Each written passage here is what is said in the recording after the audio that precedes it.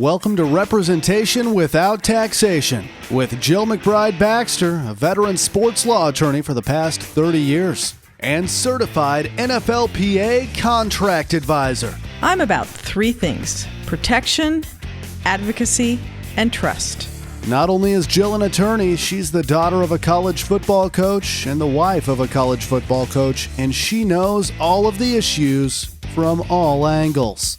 This is Representation Without Taxation, a one-of-a-kind show featuring critically relevant material for contract employees in sports. This week I talked to Nick Ambra, the long snapper from Fresno State, and his coach, John Baxter. So I hope this helps all the NFL teams with maybe some of the unanswered questions you have about long snapper Nick Ambra from Fresno State. Okay, I'm here with Nick Ambra, and he's going to talk about lots of different things about being a long snapper. So my first question to you, Nick, is how did you prepare for your pro day? So there's what I did for my pro day, and I thought it was very beneficial and helped me a lot, is I actually did my pro day training at Fresno State. So what I did is I had a schedule set up with my strength coaches, and I did a lot of the on-field work in Bulldog Stadium where we were going to have our pro day. So I did a lot of my athletic training there, and then I went into the weight room, and they had a whole workout plan for me here. So I trained here, and it was actually really beneficial for me because I got a chance to, be with the strength coaches that have been with me for two years. So they knew my body, they knew what I needed to work on, they knew what I needed to do to improve to have a beneficial pro day. So I think that was really helpful, and it helped me a lot throughout the process and definitely got me ready for sure. Yeah, and so what were your results at the pro day? Because I know you just killed it at your pro day. Yeah, so I ran a 4.6 440, which is awesome. Definitely helped a lot throughout my process. Really focused on, having a really good start and doing a lot of overload speed stuff, a lot of explosives training, with the strength coaches. That helped me a lot. Jumped to 34, which also helped a lot. 34-inch vert, and then put up 26 reps on bench. 28 minus 2. But you said 28 minus 2. 28 minus 2. That weren't all the way to the... Yeah. So I'm gonna say it's 28 minus 2. That sounds a lot better. Okay. So, but yeah, it was a good day. It was exciting. And then I snapped really well at the end too, which was exciting. Okay, yeah, that's good. So, you had a great pro day, and I think it opened the eyes to a lot of the NFL scouts. Yeah, no, it definitely did. It's very exciting, to kind of go through this process and to see, what could transpire. So it's an exciting thing that's going on. Okay, so now tell me, during a game, because I know prior to you being at Fresno State, you were a position player, and you played. Yes. What positions did you play? So I was a linebacker, and then my D coordinator left, and then so I transitioned to being like a fullback, superback type body. Okay, and you were long snapping too. Yeah, and then I was long snapping on top of that. So it's funny because besides O-line and D-line, I think I've played every single position at some point in my career. Oh, really? I didn't know that. Yeah, for most part, yeah. Whether it's on like a scout team or my redshirt year, or being a core 4 special teams guy, like I think I've literally played every position besides O-line and D-line. Oh, wow. At some point. Well, that's pretty cool. Yeah, I know, right? Okay, but then you get to Fresno State, and John wants you just to be a long snapper. Yep, primarily a long snapper. Except for he did have you playing on teams. Tell me what happened there. Yeah, so I would help him out on scout team and stuff, and run down on kickoff and behind kickoff return and stuff like that. And then Coach Tedford put a stop to that. Did not want me to get hurt, so did not. That was short lived, but it was a lot of fun while it happened. Yeah, because I know you like playing a position. Yeah, I know, it's always fun. Yeah. So. Okay, so how do you prepare, at least during a game, for long snapping versus when you were a position player? Right. So as a position player, you kind of have an idea of when you're going in. Like third. Okay. Like so when I was a fullback, like third and short. Right. Like I knew I had to be ready. Right. When it was like, third and, forever, I knew that I wasn't going to be in. But when, as a specialist, you never know when you're going to be put into the game. I have to assume that the offense is not going to convert on every third down. So when you see the statistics where the offense goes, 10 for 20 on third down, that means I had to warm up 20 times. Right. But no one sees that. They only see that we only punted 6 times out of the, but they didn't know I would warm up 20 times. So like the way that I approached it and my punter Carson approached it is what we did is we treated ourselves almost a lot like track athletes. You have your first event in the morning, then you have to wait an hour, and then you got to re-warm up for your second event, and you got to re-warm up for your third event, and so on. So that's what we did. So our dynamic warm-up was like a track athlete warm-up, before games, before practices we did every day. We called it speed school. That's what we did. Oh, okay. Yeah, that's what we called it. So, that's kind of how we warmed up and how we approach things. Just kind of, because it's more of a technical position than it is, when you're a position player. There's a lot of technicalities that go into being a position player, but at the end of the day, as a specialist, and especially as a long snapper, it's just, you and your technique. Right. You don't have to rely on the quarterback, throwing the ball in the right spot, or a defensive player making a decision. Like it's just you. So that's kind of how we approached it. All that Okay. type of stuff. So, from that perspective, how many times during a game did you say you would probably warm up? You're saying 18? Well, it depends. It depends on how the offense is having a good game or an okay game. But I would warm up around 20 times a game, realistically. Because even when we get into the short range, I have to assume that we're going to kick the field goal. Yeah, what about field goal? How are you preparing for field goal? So once the offense crosses the 50-yard line, so from the 50 to I want to say Carson's range was to like the 42, 43-yard line. So for that range, we would function. We'd get a couple punt snaps because we'd be in like a pooch situation where Carson would want to put it up in the air and down it inside the 10, kick it to the gunners that are going down the field. And then we'd also warm up for field goal too. So it was kind of like a little hybrid thing we had to do in that range. And then once we got closer in there, I would just warm up for field goals. Okay. So, yeah, so it's not like I never got a break or anything, because I was either warming up for punts, I was doing like a, hybrid thing, just in case if we got a sack and we got knocked back, we had to punt. And then once we got in the short yardage stuff, it was all field goals. Got it. Okay, so now tell me, we've had some discussions about who are you and why do you do what you do. Right. Why don't you explain when we talked about this, what were your 3 words where if you were to describe yourself as who you really are as a person? Okay. Yeah. No. So for the first thing that I would say is, I'm very competitive, and especially, going into the industry that I'm pursuing, it is very competitive, and anything that I've done is competitive. Like when I'm getting my MBA. Yeah. And so that was a competitive process. I had to make sure my application was better than the person behind me, or else I'm not going to get into the MBA program. Right. So everything you do in life is very competitive, and so I feel like competition brings out the best in people. I feel like iron sharpens iron, and especially in corporate America, especially growing up in the Chicago area, and all the parking garages are full at 9 o'clock. People get out and they get out of the car, and they're like mules, like cattle going to work in their cubicle. And then they sit there, don't talk to anybody, do their work, and it's 5 o'clock, go back to their car, and at 5:30 the parking garages are empty. They're just there's so much mediocrity, just going and doing a routine and not sharpening your skills or trying to be better. They're just very content, with life. And I feel like that's not a productive way to go about life. You have to be competitive. You have to always wanting to improve, because if you don't improve or if you don't adapt, you're just gonna be left behind. Very true. So when you talk about being competitive, that's something that I really emphasize. And then going into my other 2 words, holding yourselves accountable. Yeah. You have to be accountable. When you start to progress and you start to try to do things, you have to try new things. You have to put yourself out there. But if you don't fail, you're never going to succeed. If you don't take a loss, you're never going to learn from the loss in order to succeed. So being accountable, accepting that loss, saying, okay, that's on me, and then going into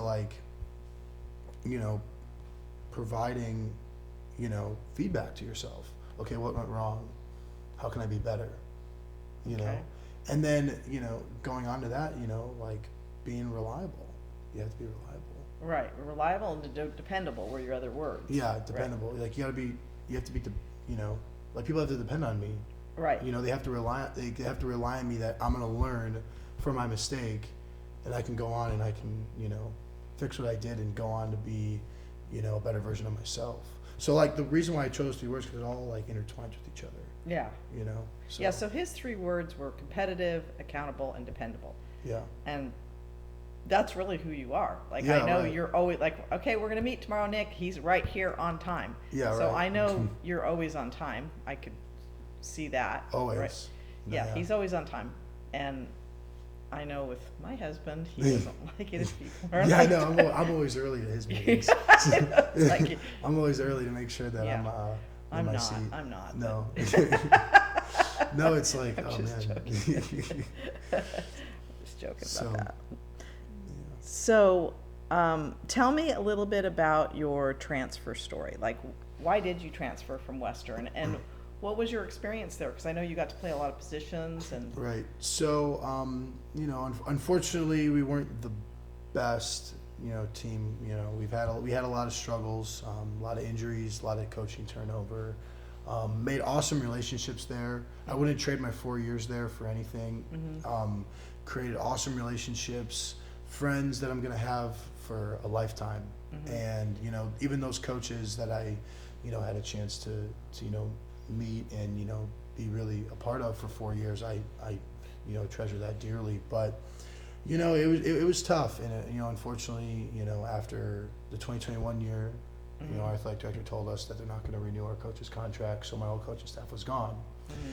And so, with me graduating that December, Right. I didn't know if I really wanted to, go through that whole process again and like be part of a rebuild, and because I only have 2 years of football left. Right. So I'm gonna go. So my last 2 years of football, I'm just gonna, be a part of, like a rebuild, and like with coaches that didn't recruit me, that don't know me, that didn't have a home visit with me and meet my family. I just didn't know if I really wanted to, be a part of that. So I decided to transfer, and it was a tough decision because I left a lot behind. I developed a lot of relationships, and I loved, my time at Western Illinois, and I loved, what I built there in terms of relationships and what I got my degree in. So it was tough, but I felt like I said, I wanted to be competitive. Okay. I wanted to, push what I think I can do, and I feel like, me staying would have been a mediocre move where I'm just not, bettering myself. Yeah. So then you came to Fresno State. So I came to Fresno State, and it's funny how I ended up out here. like going through the transfer process, you never know who's gonna call you, text you, or whatnot. Right. And one of the coaches here on staff, Coach Phipps, he Uh-huh. recruited me out of high school. Uh-huh. And so when I hit the transfer portal, it just so happened that things worked out, and they had a spot for me here. And so I came out here and became a full-time long snapper. Okay. Yeah. All right. So, is there anything about you that an NFL team would need to know that isn't like in your tape? Right. Or Yeah. Well, a lot of things that a lot of coaches don't see is the training and stuff that comes, before game day. right. The hype is in the prep. Yeah. Coach Baxter says it all the time. The hype is in the prep. How do you prepare yourself for the game day? And so a lot of that is like my strength training. We talked a little bit about it with like my track style warm up that we do before practices, but what coaches don't really see is the strength training that is involved in everything. And so I like to say that I'm pound for pound the strongest person on the Fresno State football team. I heard that you are, Nick. Yeah. So that's something that I, like hold like near and dear, because that's something that like I put a lot of time into. And I lifted with Malachi Langley and Tyler Mello and like the starting middle linebacker. That's who I lifted with. Yeah. I didn't lift with the like myself, or like I didn't do like an alternative workout, but I lifted with those guys, and they pushed me and I pushed them. Yeah. And like I feel like they got a lot out of it too, not just me and myself. Like we really pushed each other, and like guys like Malachi like had a great year, wore the Sweeney number 9. He had to get permission for that. So, you know, it was cool to see him excel as well, you know, and see all the hard work. And same with Tyler Mello. You know, he had a great year as well. So it's just exciting, you know, to be able to lift and work out and train with those guys, because coaches don't know that and don't see that. Yeah, so what lifts were you guys doing? Let's just... Just the standard. We did a lot of bench, squat, cleans. Like, that's kind of like, you know, what we did. So we did like heavy lower body, heavy upper body, and then we did an explosive lower body and explosive upper body lifts. That's kind of what we... So what was the lift that you think you were like, you always beat those other linebackers? You beat the linebackers. Let's see. Definitely squat. I squatted a lot. Definitely did. What did you squat? What did I squat? I squatted 585. What is it? 585. Oh my gosh. Yeah, so Okay. 6 plates on each side. Yeah. So I couldn't do that. No, you can't do that. So that's what I did. I'd be like, and, oh my god. And then a 405 bench, and then a 325, 335 hang clean, or Olympic style clean, I would say. Oh, that's great. So yeah, that's kind of the stuff we did. But it was fun. It was fun to go in there and compete and push each other. And it's funny because when I had my exit meeting with Coach Tedford after the 2022 year, he's like, why do you have to lift so much? You know, aren't you gonna get hurt? You know, and like he's like, he didn't want me to get hurt. He's always like pulling me out of, you know, doing like the scout team stuff on kickoff, and he's like, there's no need for you to lift that much. You know, and he's like, what's with? Why can't you just do like moderate weight and just, you know, not tweak your back or you know? And it's funny, going back to competitiveness and going back to my 3 words, I told him, I was like, look, I feel like I lift this much because, you know, from a aspect of being a team player and, you know, being for the team, I feel like they feed off of my training and my workouts and stuff like that. And that's what I explained to him. I was like, you know, I know I'm not an essence of like when you look for someone for a pregame speech, you look at the quarterback, you look at the head coach, you look at the Mike linebacker, you know what I mean? But when it comes to the weight room and stuff, that's where I excelled as being a leader and a captain. Gotcha. You know, even though I wasn't a captain, you know, like I didn't go out for the coin toss. Yeah. You know, but that's how I looked at, you know, in terms of being a leader on a team, that's where I excelled. So you were a leader in the weight room for sure. Weight room workouts, stuff like that, you know, and so like I feel like that was my biggest contribution to the team. Oh, interesting. In a way. Okay. You know, obviously, like, you know, I'm only going to play 10 snaps a game, you know, so like when it comes to it, and like you never know, like, I mean, you know, it's all fun and games until, you know, everyone's sitting on the sideline locked in arms, and the field goal team's got to go out and you know, make the kick, or, you know, or we're backed up in our own end zone and we got to get the kickoff. You know, we got to have a clean operation. So, but obviously, like, you know, we don't touch the ball as many times as the quarterback or, you know, the center, or have an opportunity to make a game-changing play as much as a linebacker on a 4th and short opportunity. But that's where I excelled. And that's and I have been Nick D'Ambra's position coach and special teams coach for the last 2 years. So, John, tell me what it was about Nick that made you recruit him, and why did you think he was a good prospect as a long snapper? Well, after right before my first season at Fresno State, it was made aware of me that we needed a long snapper, and obviously coming in, that was told to us by Kalen DeBoer, who was on his way out. So, you know, we began to make a search for guys, and we actually found Nick in the transfer portal at Western Illinois. And at Western Illinois, he was a position player. He had some background at linebacker, but was playing H-back and also long snapping. And, you know, one of my prerequisites for finding a long snapper is I want a football player and an athlete. I don't just want a long snapper. I don't want somebody who could just throw a ball through a hole in a tire, kind of like shooting free throws. You know, I want a guy that can snap, release, block, cover, tackle. And I got all of that in Nick. Obviously, he was a graduate of Western Illinois. He was coming from a program where they didn't win a lot of games.